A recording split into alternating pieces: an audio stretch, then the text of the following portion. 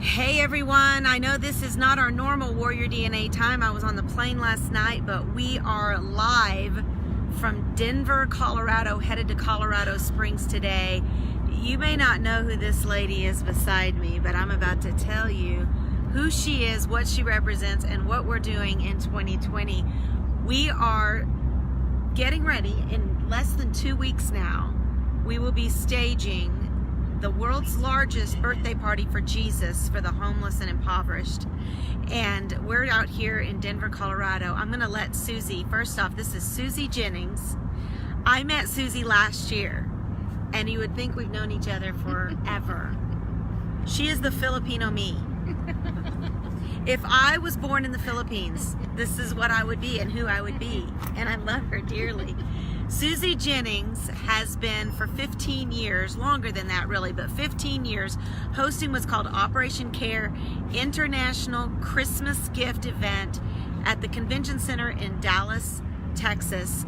And this year we're expecting over 15,000 people that are going to be coming. We're giving coats, shoes, toys, evangelism, foot washing. There's going to be a big nativity, a human nativity scene. All of this to be the hands and the feet of Jesus in the marketplace, loving on people right where they are.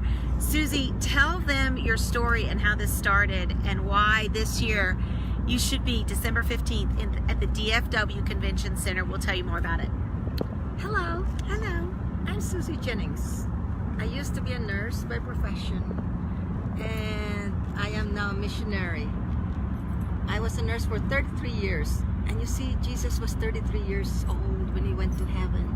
So God gave me another calling after 33 years. I founded a ministry called Operation Care International.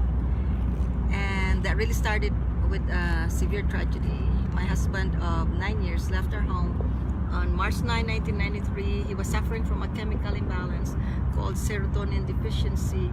And he disappeared. And we found him a month later in Oklahoma.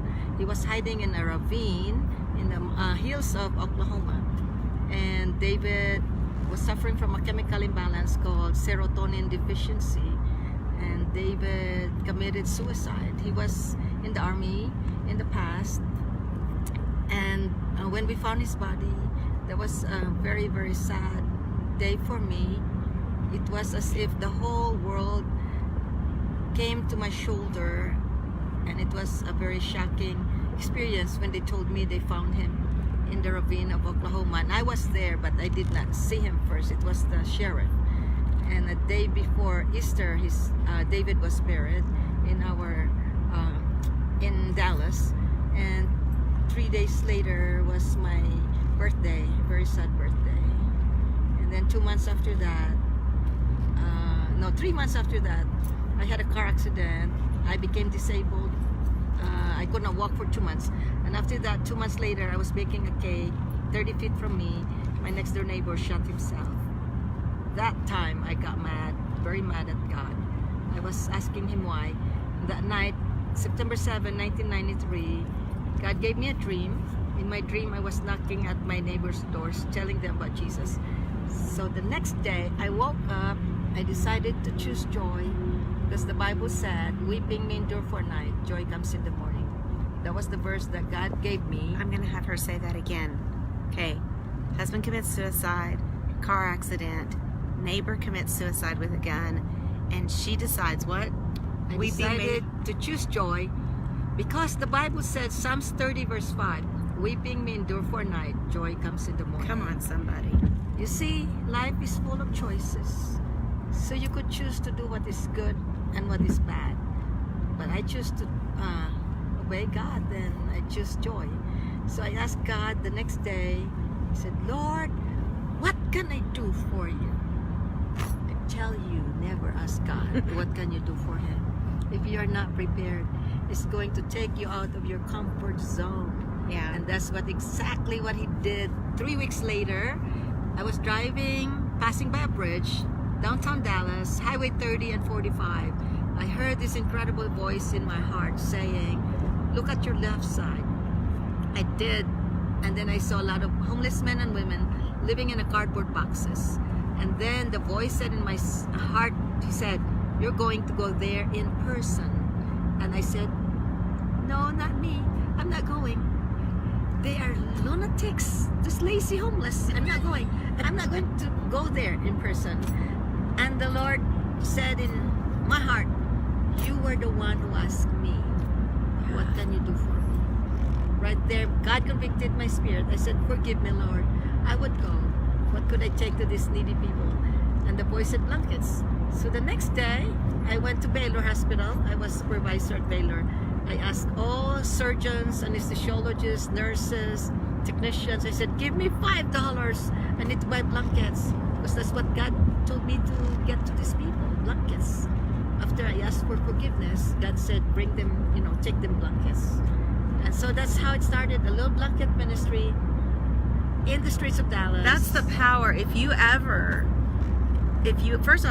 pray, Lord, let my heart break for what breaks yours, or what can I do for you? There's going to be a yes on the other side of that God's going to ask you to do something. Here is one lady, nurse. You didn't have a long list of people that you knew, but God sent you into a long list of people that He knew. And what's happened since then? So you became the blanket lady. Yes, I became the blanket lady because I would take blankets in my trunk of my car and tape 4 spiritual laws, and then I would give it to the homeless, and then I would tell them, Jesus loves you. And by the way, I didn't like the homeless because when I was growing up in the Philippines, my mother fed them in our kitchen, and I didn't like it because they smelled really bad and they were schizophrenic. They were so crazy. My mother would give them jobs of chopping wood and helping in our house, and they would eat, food in our kitchen with me, and I didn't like it. So I grew up not liking the homeless people, not knowing that one day God would call me to the ministry. Be careful what you say to God, That's right? right. Be careful because He's gonna take you out of your comfort zone, and be prepared. So I did. Immediately, unconditional obedience. In 26 hours, I found, I obeyed God, and the money came in 26 hours from the time God spoke to my heart. I obeyed God immediately. So you all, when you hear the voice of God, you better obey, because He's gonna take you out somewhere that you don't even dream of. So now, out of that blanket ministry, they called me the blanket lady for 8 years. I would do it on my own with my 80-plus-year-old mother. We would buy all the blankets in Walmart and dollar stores, and then we'll take it home and pile it up, then go out again. So that's every Saturday. For 8 years, that was my life. I was blanket lady. And then 8 years later, in 2001, God told me to become a nonprofit. And when God gives a vision, He gives provision. Because a week after He told me, you're going to become a nonprofit. I said, okay, how do we do that? I don't even know how to balance my checkbook. My husband used to do that. So, next week, my best friend called. She said, why don't you become a nonprofit? Nate will set you up. And that's really how it started. We became a nonprofit. And the first event was giving away 1,000 blankets on December, 3rd Saturday of December, and we called it Birthday Bash for Jesus. So the beginning, And what year was that? It was 2001. David died in 93. 8 years later, 2001, Birthday Bash for Jesus was born as a nonprofit. 8 is a number of new beginnings. Yes. We just saw a rainbow, That's right. landed in Denver, 2018. Saw a rainbow, new beginnings, because New something beginnings. big's happening out here in Denver. We're going to tell you about in just a second. Right. So after that blanket ministry, Birthday Bash for Jesus, God opened up a bigger door wherein we dream bigger. He gave us a bigger dream. And we dream of one day, wherein a homeless don't have to think where to get his food. Yeah. I said, why don't we have birthday party for Jesus, where the guests are the homeless and the poor? Because the Bible said the marriage banquet says, go call the lame, the poor, Yeah. because the rich will not come to my party.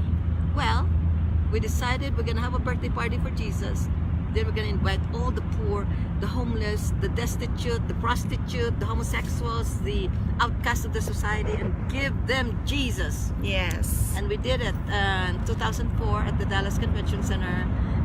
10,000 came on the first event. Now, 15 years later. 15 years later. 15 years later. This is our 15th year. You're invited to come.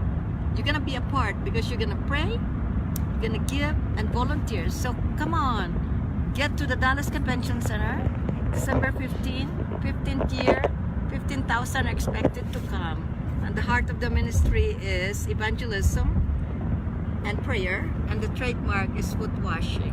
We're gonna wash thousands of feet of the homeless and the poor, stinkiest feet, smelliest feet, dirtiest feet. Yeah, if you really want to, I said this yesterday at our church, Dwell Church, we always like to think in corporate America. Sorry about that, my arm's shaking, we're driving.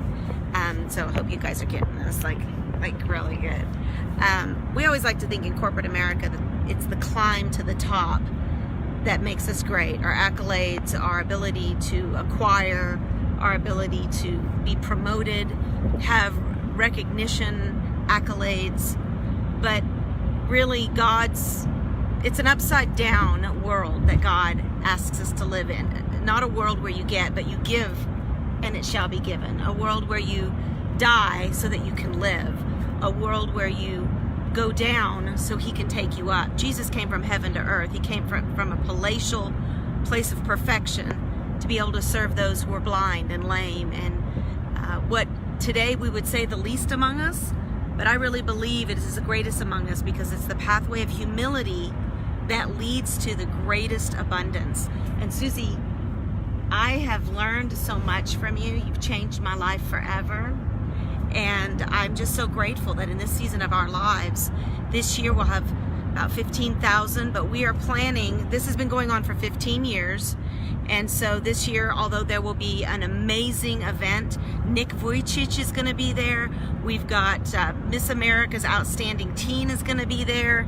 We've got, who else? Four-time winning, award-winning inspirational singers and country music, award-winning country music singers. It's going to be an amazing event for everyone that is there. Did you have something you want to say? NFL players. Just it's the place to be. December 15th in Dallas, Texas. If you want to come and truly serve, be the hands and feet of Jesus, be there December 15th. Now here's how you can get there. OPorg.com. I'm sorry, OPCare.org. I didn't get much sleep last night.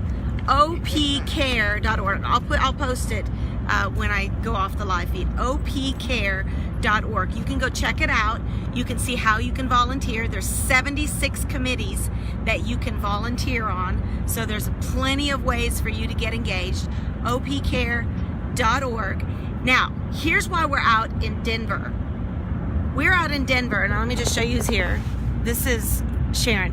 Sharon. Good morning. She is a powerful woman of God, like woman of God.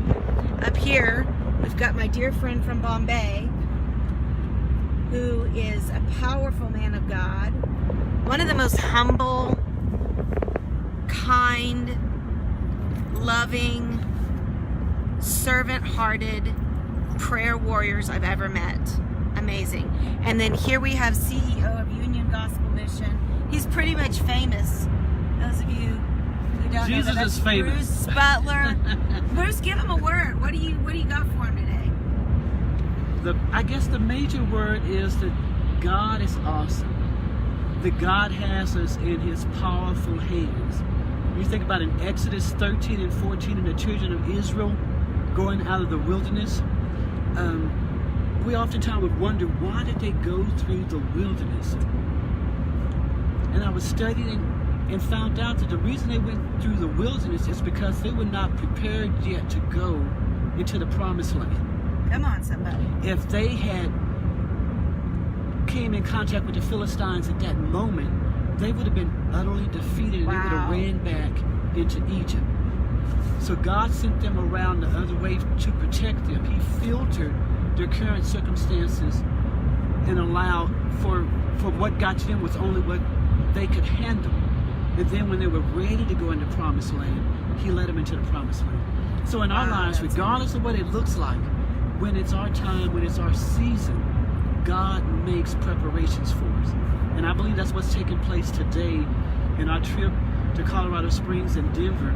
He's making preparations, waiting for Operation Care in that birthday present for Jesus in one day 2020 to totally affect the whole world.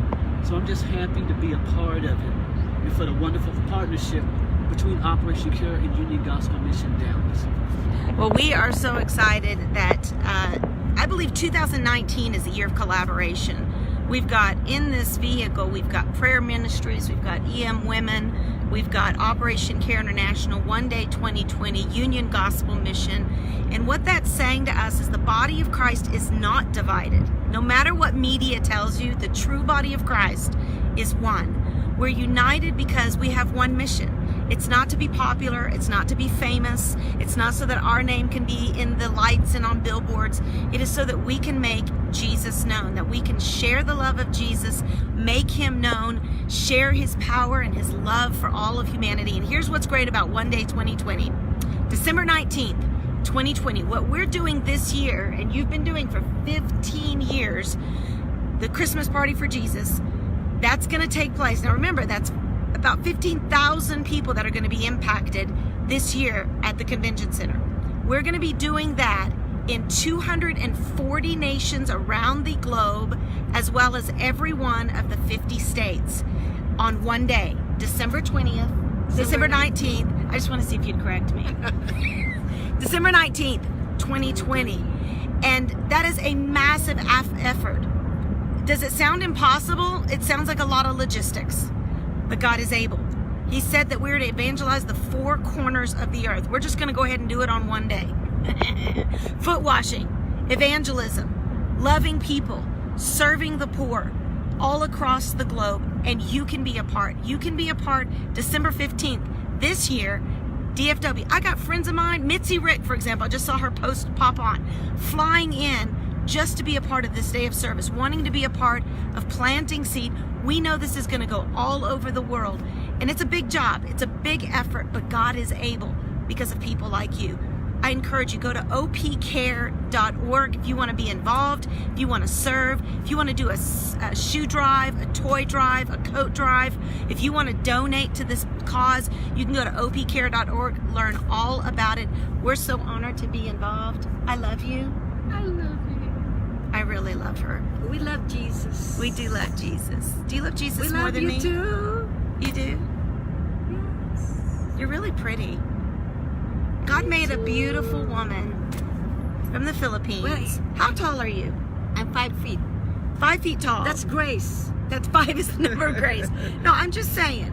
One woman, 5 feet tall, from the Philippines, in the United States, has started a movement that's going to change the world. Don't ever underestimate what God asks you to do. If he asks you to do something, just say yes. I did ask the Lord why he gave me the vision. I asked him, why did you choose me? And he said, it's your heart. So, I'm stuck. And you're stuck with all of us. Yes. So It's such a joy. It is a joy. We're going to be meeting with navigators. We're looking at post follow-up strategies for One Day 2020. We're going to be meeting with Food Maven. We're excited about that. Going to see what kind of collaborations we can have for all the food that's going to be necessary. The shelter, City Gate. We're going to be meeting with just some great leaders out here in Colorado Springs, just meeting after meeting, planning for One Day 2020, December 19th, 2020. But you can be involved December 15th, just here in a couple of weeks. DFW, go to opcare.org. That's opcare.org. Yes, Lord, I love all the people piping in. Hi, Sherry Neufeld. That's my cousin from Canada. Oh, wow. They told me, Sherry, that we're in Denver and Colorado Springs. It just dropped snow. So if we get into snow, they told me because I'm Canadian, I have to drive. Pray for me. That could be fun. I'm Filipino. I have to ride. Yes. And our precious friend from Bombay, India, he said, I don't drive on snow. We're having a great time, though. We love you guys. Have a great week. Make sure that you just ask that question. Only if you're ready, though. God, what can I do for you today? And then say, what do they say when you ask that? Yes. Say yes. Say yes. Say yes. That's all you can say. Yes. Yes, Lord. Yes, we love you Lord. guys.